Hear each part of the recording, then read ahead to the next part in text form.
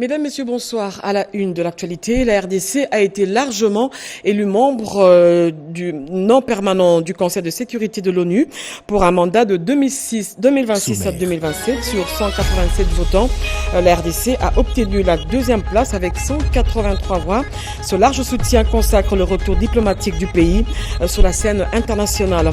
Et puis début ce mardi, des travaux de construction de la voirie de la cité de Kisantu dans la province du Congo central. 4 km sont concernés par ces travaux. C'est le gouverneur de province qui a lancé officiellement les 10 travaux à la place attenante de la cathédrale de la cité de la ville de Kisantu. Mesdames, Messieurs, bonsoir et bienvenue aux 20h. Je l'ai dit tantôt, la RDC vient de briguer un siège de membre non permanent au Conseil de sécurité des Nations Unies pour une période de 2026 à 2027 sur 187 votants. Sur 187 votants, la RDC a obtenu la deuxième place avec 183 voix. Après 6 mois de campagne électorale, cet événement s'est passé ce mardi à New York au Conseil de sécurité des Nations Unies. Regardez. République démocratique du Congo, 183.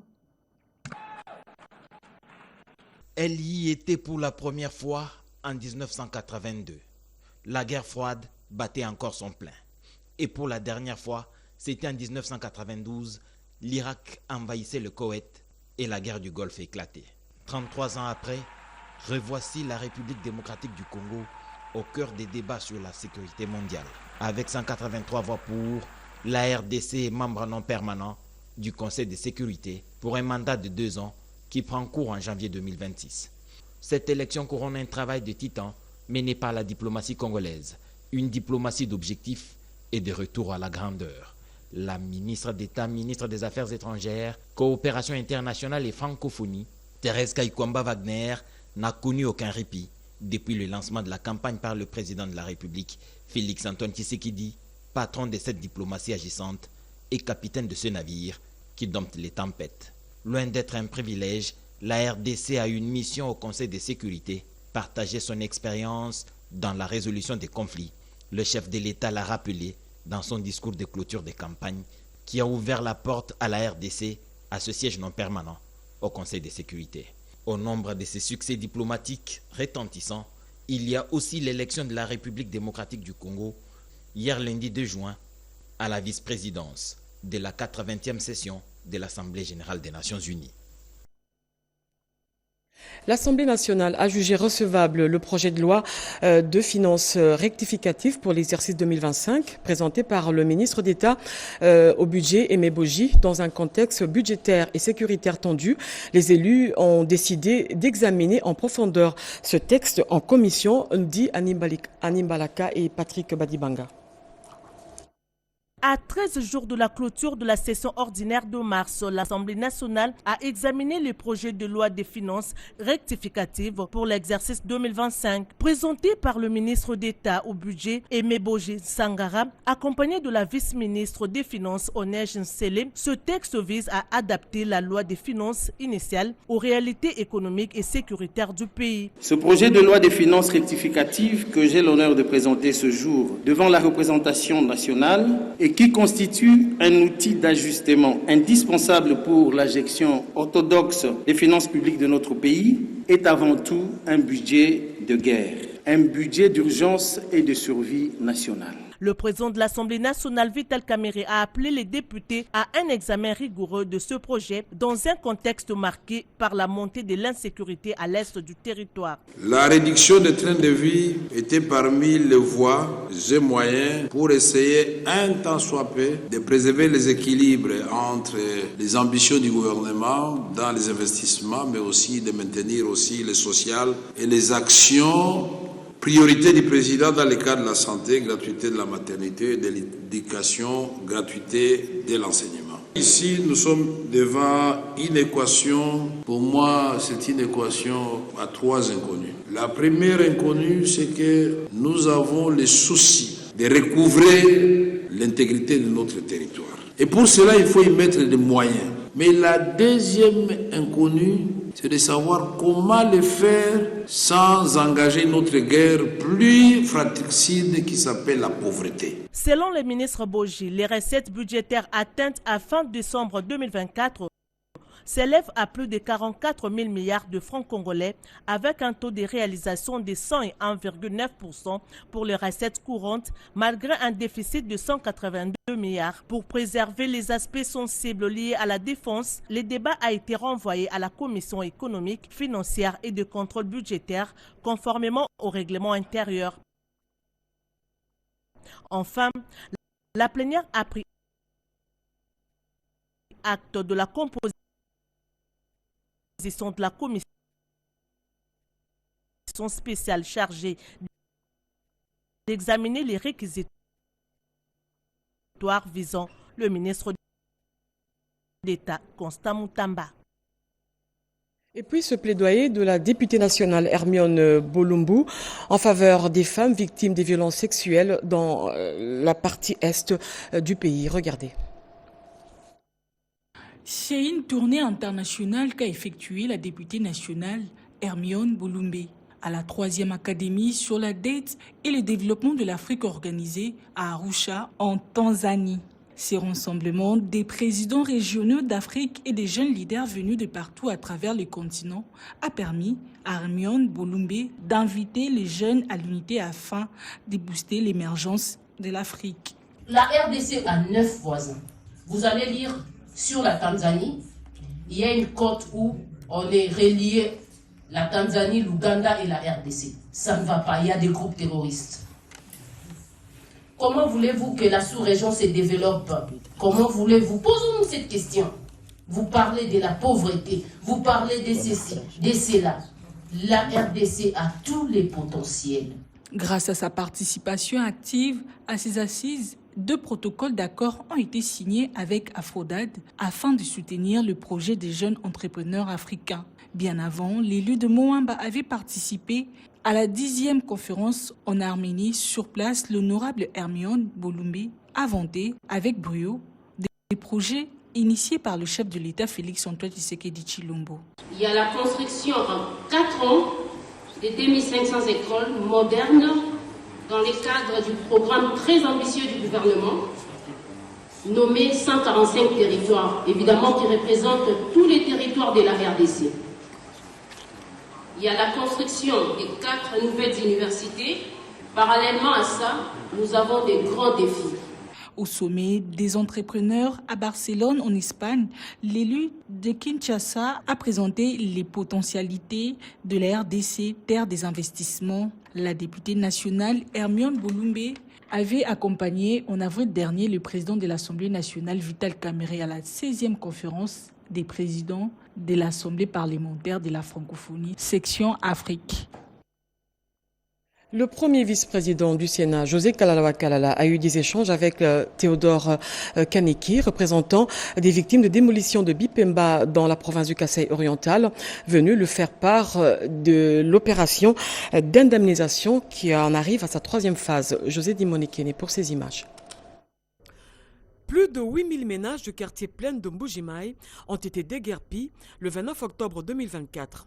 Informé de cette situation, le premier vice-président du Sénat, José Kalalawa Kalala, avait mené un plaidoyer auprès du chef de l'État Félix-Antoine Tshisekedi pour la prise en charge et l'indemnisation des victimes de Bipemba. 7 mois après avoir été conjointement reçu par le premier vice-président du Sénat et le président de la République, l'abbé Théodore Kaniki, représentant des victimes, a été 25 par le numéro 2 de la Chambre haute du Parlement pour faire l'état des lieux sur l'évaluation de la situation. Une solution a été trouvée qui devait s'actualiser en 3 étapes. Les 2 phases ont été réalisées. Il reste la 3e phase, c'est celle de l'indemnisation. Je pense que n'eût été la prise de Goma, nous serions déjà très loin. Le vice-premier président du Sénat, José Kalalawa Kalala, comme interlocuteur direct entre les habitants des avenues Dodoma et Congo, et comme pièce maîtresse, je devais vraiment les rencontrer.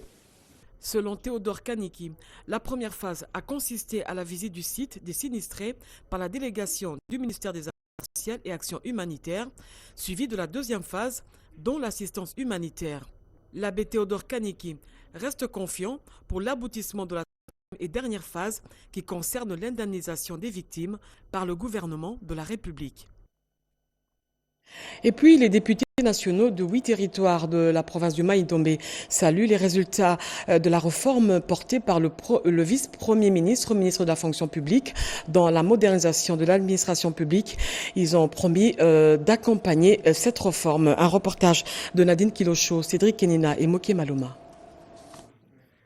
Engagé dans un élan de devoir de rédévabilité, le vice-premier ministre, ministre en charge de la fonction publique, Jean-Pierre Liaou, s'est lancé dans une dynamique d'échange pour mettre à la disposition des élus du peuple les éléments d'information sur la réforme de l'administration publique, mais aussi d'être à l'écoute des préoccupations des agents publics de l'État, recueillis par les députés nationaux dans leur circonscription électorale. C'est dans cette optique qu'il a tenu une séance de travail ce lundi avec les députés nationaux, membres du caucus de la province de Maï-Ndombe. Au terme de la réunion, les élus nationaux ont exprimé leur satisfaction sur les avancées réalisées dans le cadre de la réforme de l'administration publique et promis d'accompagner les efforts du gouvernement fournis pour garantir une gestion rationnelle des ressources humaines de l'État. Nous sommes un peu habitués à cette maison ici. La fonction publique, c'était le repère des avec la fameuse Gotha. Depuis qu'il est arrivé en fonction, on sent qu'il y a une sérénité. On sent qu'il y a un esprit du travail, on sent aussi son esprit managérial. Cette rencontre a également permis aux députés nationaux de Maï-Ndombe de soulever les préoccupations spécifiques de leur province. Le VPM, c'est un homme anticipatif. Au fait, il a anticipé ce que nous, on allait dire. Prêtant une attention soutenue aux problèmes posés, le vice-premier ministre Jean-Pierre Liaou a promis d'apporter des solutions idoines aux préoccupations évoquées. Louis Ouattoum, ministre de l'Industrie, s'active à refonder 3 axes prioritaires pour accroître efficacement l'industrie congolaise. C'était au cours du briefing co-animé avec son collègue, le ministre de la Communication et Médias, Patrick Mouyaya, qui ont dressé ensemble un tableau sur les avancées, les défis et les perspectives dans le secteur de l'industrie. Un condensé de Jacques Kabwabwa. L'échange avec la presse a porté sur le thème « Avancées, défis et perspectives du secteur industriel et des PME en République démocratique du Congo ». Dans son intervention, Louis Ouattoum, ministre de l'Industrie et du Développement des petites et moyennes entreprises, a avant tout présenté les actions menées par le gouvernement pour le relèvement du secteur industriel et entrepreneurial en RDC. En ce qui concerne les zones économiques spéciales, comme vous le savez, il y a la zone économique spéciale de Maluku, qui est déjà opérationnelle. Il y a la zone économique spéciale de Kinmalebo. Il y a 2 mois, j'étais à Kolwezi. C'était pour lancer la zone économique spéciale de Moussonko. Je pense que vous avez vu le lancement il y a près d'un mois, ou un peu moins d'un mois, de la Cité de Chine.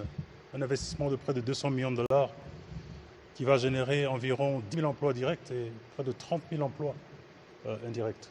Il y a Sotexki à la Chopo qui avait déjà connu une première tranche d'investissement. Nous venons encore de déclencher une deuxième phase par le FPI de 6 millions de dollars. Il n'y a pas que Sotexki que nous avons financé, il y a la filière sucrière dans le Kivu à hauteur de 9 millions de dollars. Avec le FPI, nous venons de financer le projet Okapi à hauteur de 9 millions de dollars. Il y a plusieurs composantes dans ce projet-là, mais une des composantes les plus intéressantes, c'est équiper près de 40 universités à travers toute la RDC. Répondant à une question de la presse, Patrick Mouyaya Katembwe, ministre de la Communication et Médias, a donné son avis sur le récent discours de l'opposant Martin Fayulu, dans lequel il a émis le vœu de rencontrer le président de la République, Félix Antoine Tshisekedi, face à la crise sécuritaire qui secoue actuellement le pays. Il a qualifié ces appels d'un acte patriotique. J'ai suivi effectivement les discours de l'honorable Fayulu. Vous avez vu sûrement la réaction de la porte-parole du président de la République qui illustre ce que nous vous avons toujours dit ici, que le président de la République était profondément un homme de paix, que le président de la République était disposé avec les autres Congolais désireux comme lui de se battre pour la préservation de ce que nous avons de plus cher. Et lorsque vous voyez cette tentative malsaine de vouloir congoliser l'agression qui vient pourtant de l'extérieur, aujourd'hui nous avons besoin, et j'espère que vous-même vous en ferez part, d'un bloc des patriotes qui vont mettre fin à toute initiative tendant à ouvrir à une quelconque forme de légitimation, entre guillemets, de ce que fait le Rwanda en RDC sous des fallacieux prétextes. Le porte-parole du gouvernement a par ailleurs démantelé la rumeur qui circule actuellement selon laquelle la justice procède à l'arrestation des officiers swahilophones. Il ne s'agit que d'une manipulation, a conclu le ministre Mouyaya, visant à inoculer les poisons de la division entre les Congolais. Et puis le ministre d'État, ministre de l'Environnement, a procédé ce mardi à l'ouverture d'un atelier sur le système national de transparence sur l'aspect inventaire et suivi de la contribution déterminée au niveau de la RDC, des assises qui visent à renforcer la capacité nationale et les outils de transparence climatique. Chimène Dondo et René Ngwango pour ce reportage. La République démocratique du Congo tient à respecter ses engagements en matière de transparence dans le cadre de l'accord de Paris sur le climat. Et dans cette optique, la ministre d'État, ministre de l'Environnement et Développement durable, F. Bazaïba Massoudi, vient de lancer ce mercredi 3 juin 2025 le projet d'appui à la mise en place du système national de transparence sur les aspects inventaire et suivi de la contribution déterminée au niveau national. Il était question également de présenter les objectifs, les composantes et activités prévues du projet aux parties prenantes afin d'assurer leur information et leur adhésion. La transparence est le socle de la confiance. Confiance en nous-mêmes, aux institutions, aux partenaires internationaux et vice-versa. Une transparence accrue améliore la crédibilité des actions du gouvernement et constitue les leviers indispensables pour mobiliser la finance climatique. Il ne peut y avoir des données fiables sans une base de données claire et des projets mis en œuvre en République démocratique du Congo. C'est pourquoi l'établissement et la mise à jour régulière de cette base de données nationale exhaustive des actions climatiques constitue une priorité. Un portail numérique est mis en place pour collecter et synthétiser le besoin, attentes et recommandations de parties prenantes en vue d'alimenter la planification détaillée de prochaines étapes du projet en tenant compte des spécificités sectorielles et institutionnelles.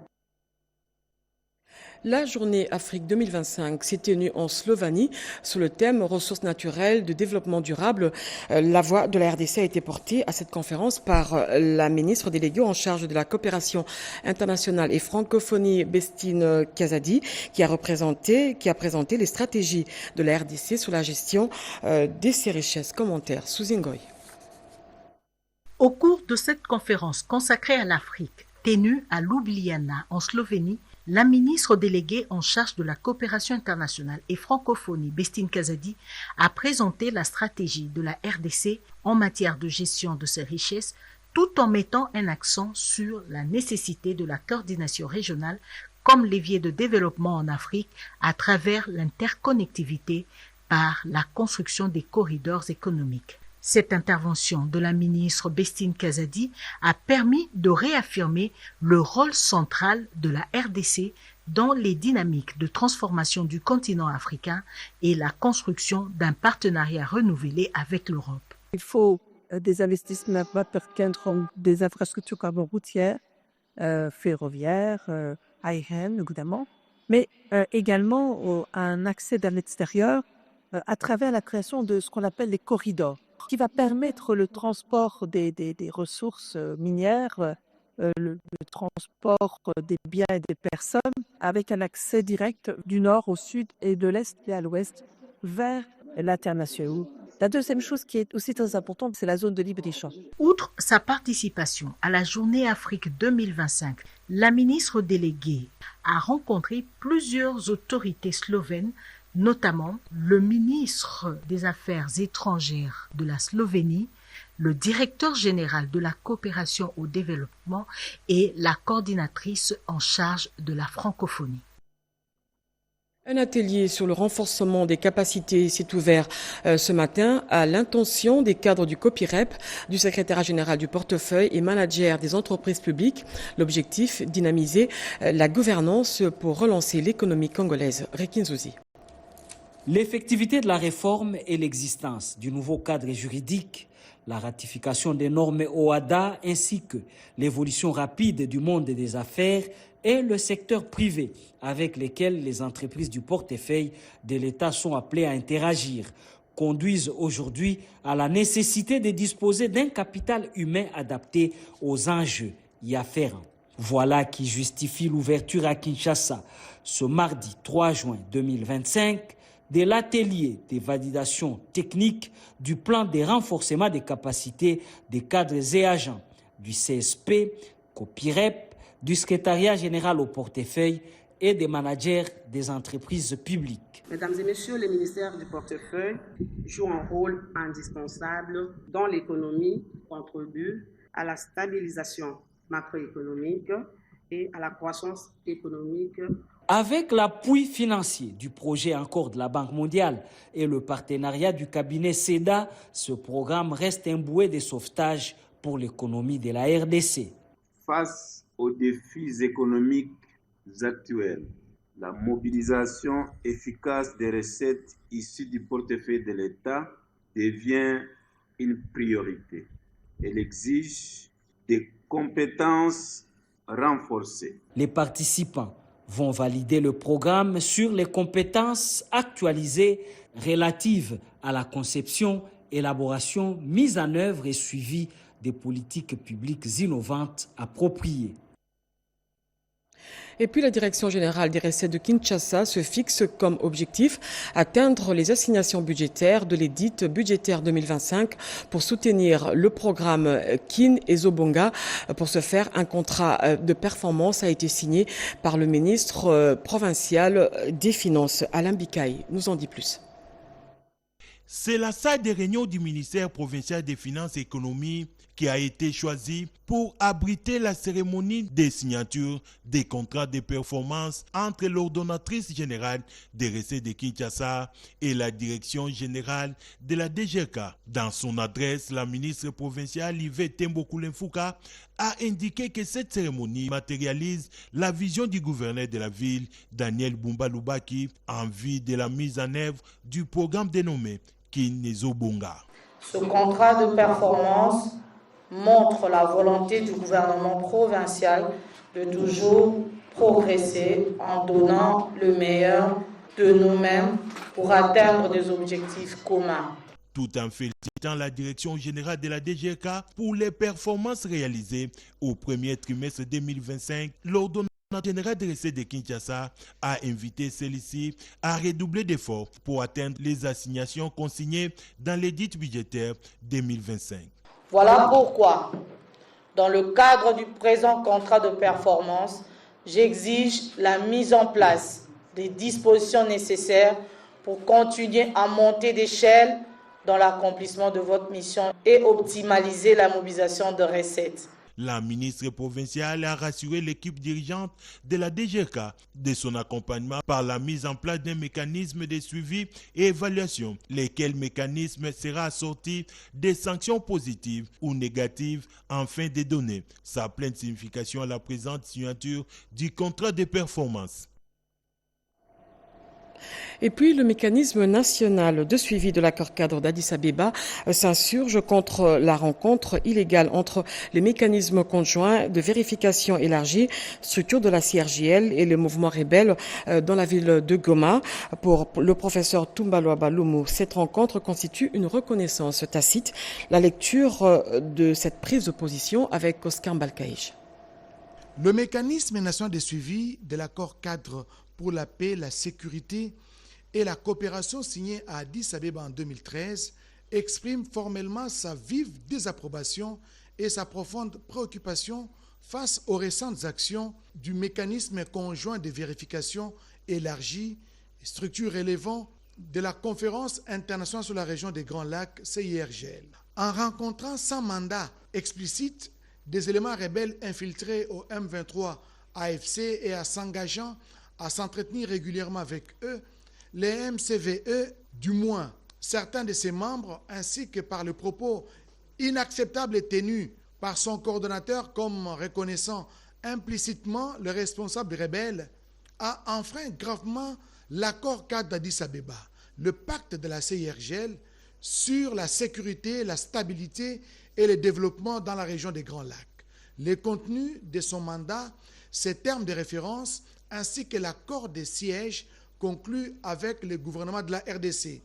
Le comportement des éléments du MCVE est d'autant plus grave au lendemain de la tenue à Kampala, en Ouganda, le 28 mai 2025, de la 12e réunion des hauts niveaux du mécanisme régional de suivi de l'accord 4, les chefs d'État et de gouvernement de pays signataires de l'accord 4 ayant appelé au strict respect de l'accord, en particulier les engagements visant à respecter la souveraineté et l'intégrité territoriale des pays voisins, à ne pas tolérer ni fournir une assistance ou un soutien quelconque à des groupes armés. Fin de citation. Le mécanisme de suivi en appelle à tous les signataires, partenaires et garants de l'accord cadre d'Addis Abeba afin qu'ils prennent des mesures fermes pour préserver l'intégrité de l'accord, restaurer la confiance régionale et rejeter toute forme de légitimation des groupes armés. La République démocratique du Congo réaffirme son engagement indéfectible en faveur de la paix, d'une coopération régionale et du règlement pacifique des différends dans le plein et total respect de la souveraineté et l'intégrité territoriale des États membres de la CIRGL et signataires de l'accord 4. Fait à Kinshasa, le 3 juin 2025, les coordonnateurs du mécanisme national de suivi, professeur Toumbalo Abaloumou. À Beni, dans la province du Nord Kivu, la MONUSCO poursuit son appui aux forces armées congolaises dans leur lutte contre les groupes armés. Cette fois-ci, c'est l'unité spéciale brésilienne de la mission qui a formé les militaires des FRDC aux techniques de combat. Reportage. Nous sommes à Beni, dans la province du Nord Kivu. Le commandant des opérations Sokola 1 Grand Nord, le général Bruno Mandevou, et le commandant de la force de la MONUSCO, le général Ulysse de Mesquita Gomez, président la cérémonie de clôture d'une formation militaire. Pendant 4 semaines, l'unité spéciale brésilienne de la MONUSCO a formé les FARDC aux techniques de combat en jungle. Cette formation était mise pour assurer par l'unité spéciale des contingents brésiliens de la MONUSCO. Grâce à cet appui, nos troupes bénéficient désormais de compétences renforcées et adaptées aux réalités du terrain. La région de Beni est couverte d'une dense forêt, souvent utilisée comme zone de repli par plusieurs groupes armés, dont les redoutés rebelles des ADF, la force démocratique alliée. Ces derniers sont tristement connus pour leurs attaques brutales contre les civils. En renforçant les capacités des FARDC face à ces menaces, la MONUSCO agit directement dans le cadre de son mandat de protection des civils. Ce cycle de formation qui a accueilli 95 soldats des FARDC dans l'installation de la MONUSCO pendant 4 semaines constitue une nouvelle preuve de l'engagement constant de notre mission en faveur de la paix, de la stabilité et du renforcement des institutions nationales en République démocratique du Congo. Au total, 94 soldats des FARDC ont été formés lors de cette session, leur permettant d'améliorer leur aptitude à mener des opérations dans des conditions de jungle particulièrement hostiles. Enfin, 4 kilomètres de route sont concernés par les travaux de construction de la voirie de la cité de Kisantu dans la province du Congo central. Selon le directeur général de l'agence congolaise de grands travaux, ces travaux se poursuivent à travers la province par le gouvernement de la République et il compte rendre la voirie plutôt fluide et carrossable. Robert Kalemba pour ce reportage. Mardi 3 juin 2025, à la grande place attenante de la cathédrale de Kisantu, à bord d'une pelle chargeuse de la firme chinoise SICK, Grace Bilolo, gouverneur de la province du Congo central, donne le go des travaux de modernisation de la voirie de la cité de Kisantu. Il sera question ici de bétonner 4 km de cette voirie. Après le mot de bienvenue de l'administrateur du territoire de Madimba, Nestor Nchocha Nikonzao, directeur général de l'Agence congolaise des grands travaux, dont la structure est maître d'ouvrage, délégué du ministère des ITP, sur ce projet s'est adressé à la population en langue vernaculaire locale. Il a expliqué que le but poursuivi par cet investissement, consenti par le gouvernement de la République, est de rendre la voirie de cette cité carrossable, ce pour une bien longue période, d'où le choix du bétonnage.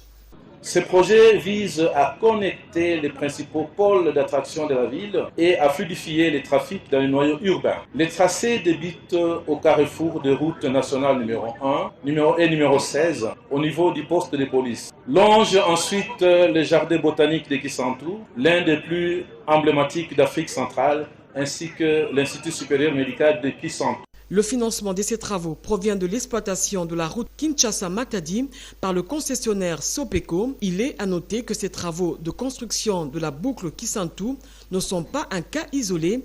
Ils sont planifiés dans le cadre de la modernisation des voiries des grandes villes de la province du Congo central.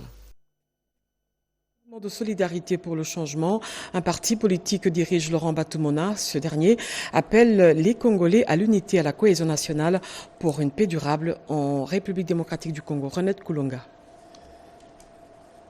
Appel à l'unité et de la cohésion nationale à un réuni de fédéraux et des cadres de la Tchangou du mouvement de solidarité pour le changement, MC en sigle, dont l'autorité morale est Laurent Batumona Kandkam. Héritier Bissaka Mutombo, l'interfédéral a mis l'accent sur le respect, l'union et la loyauté pour une paix durable en République démocratique du Congo. L'objectif est de mobiliser, de sensibiliser les jeunes pour soutenir le président de la République et soutenir notre autorité morale Laurent Batumona. Faisant d'une pierre deux coups, accompagné de son épouse ainsi que de membres de son cabinet, Pichu Bidingu Muzingu, président provincial du MC pour la ville de Kinshasa, a célébré le 25 mai avec faste Noël à l'église kimbanguiste de Mbanzavelela dans la commune de Kimbantseke. Profitant de l'occasion, Pichu Bidingi Muzingu a remis un lot important de vivres pour rendre cette journée agréable, coïncider avec le 17e anniversaire du père spirituel Papa Marcel Massamba de la communauté kimbanguiste. En ces moments cruciaux que le pays traverse, vont être unis et solidaires, car l'union fait la force. Message de Laurent Batumona Kandkam, autorité morale du MC.